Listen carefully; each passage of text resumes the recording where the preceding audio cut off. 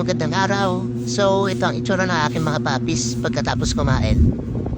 At saka, share ko na rin po yung experience ko sa kanila na first time ko po kasi magkaroon ng mga papis, so hindi po talaga biro. So, sa madaling araw, pag-iingay sila na parang baby.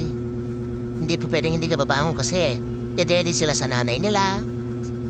So, minsan yung nanay nila ay magpadede, so ititimpla mo ng gatas para tumahimik sila. Pero mas makita mo ganyan mga itsura nila.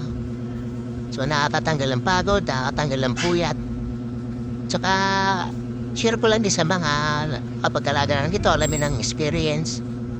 Tapos sa mga hindi pa nakakapag-alaga, yung balak pa lang. So kailangan po natin habaan ng ating mga pasensya. Kailangan po nila talaga ng tamang pag-aalaga, atensyon. Halin po natin sila, manatin ang ating mga alagang aso at mga papis. So, yun lang po. Maraming salamat po.